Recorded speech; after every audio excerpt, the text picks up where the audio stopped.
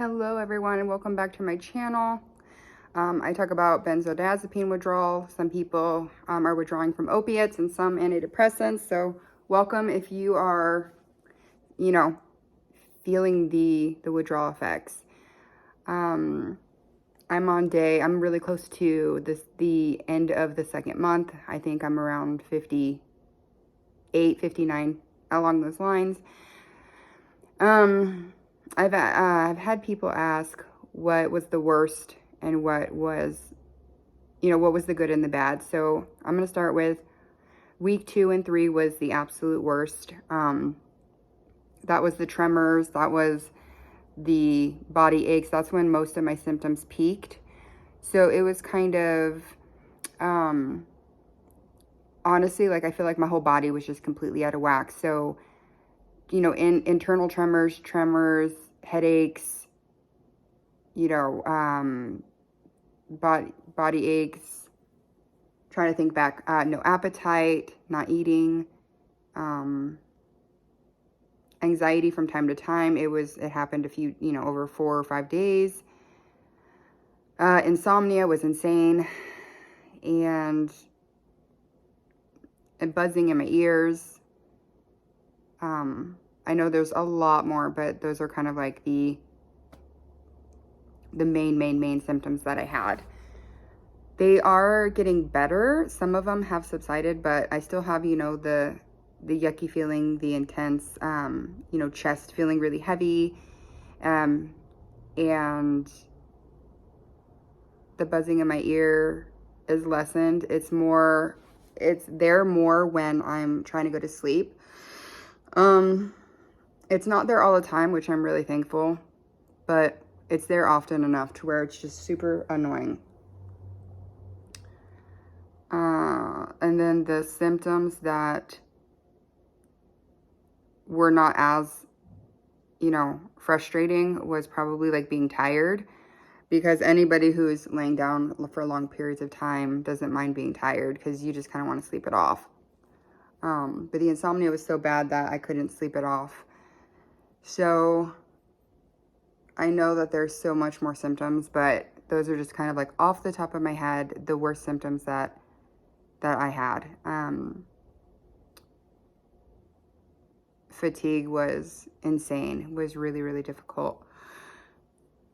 I was on Klonopin 1 milligram, changed over to Valium halfway through the taper of the 1 milligram, switched over to Valium, and then came down to 2 milligrams, and then that was it. So if you are here and you are in the same thing, we have a really good community. Like, a lot of amazing people are commenting back and forth and just giving advice.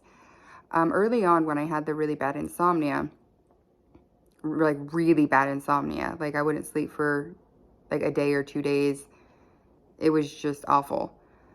Somebody said black seed oil, and I got it at Walmart, and it was like in pill form. Brain fog and not being able to form a sentence is another one.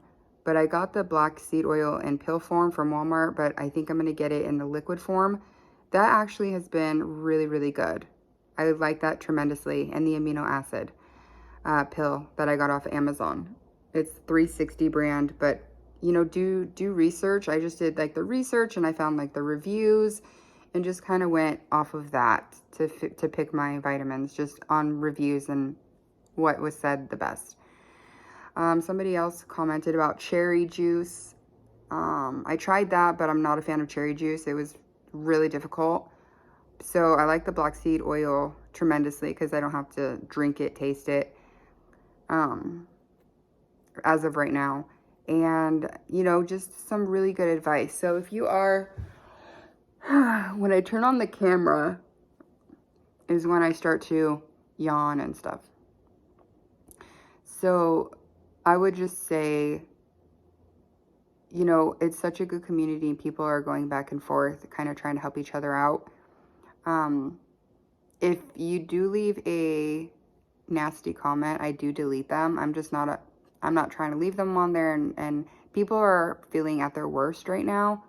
And I feel like if I were to leave those comments up there, I feel like it would be more discouragement. Because I'm trying to provide, what I'm really going through, but at the same time, showing what I'm going through and being positive. So yeah, I take down the nasty comments because nobody sees eye to eye. So, let's see. I do have my email address in the description. I think that's just, you know, if you feel like chatting, if you feel like you're alone, because a lot of people are in bed alone during this process.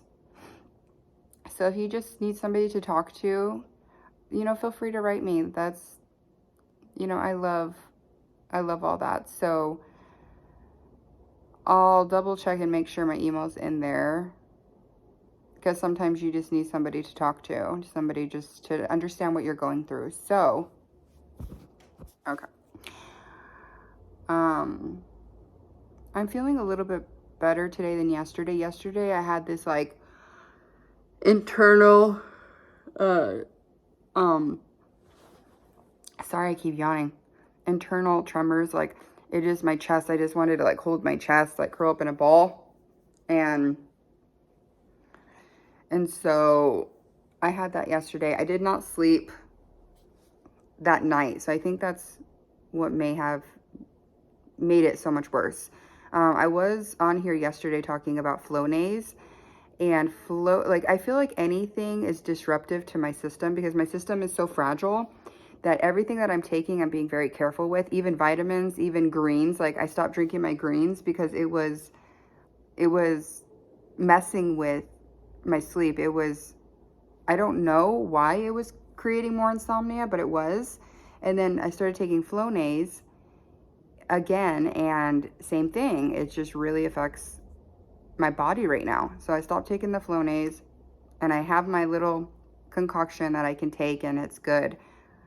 It's just so weird that things that don't faze people, like you never noticed them before, they really affect you when you're going through withdrawals. Your body's so out of whack that anything that you put in it can potentially make things worse. And at the 30-day mark, it was somewhere around the 30-day mark, I caught a cold. And there were symptoms that had gone away for about like a week. Not a lot of symptoms, but some, like the pressure in my chest, some other symptoms that had gone away for a week. And when I caught the cold, all of these symptoms came back.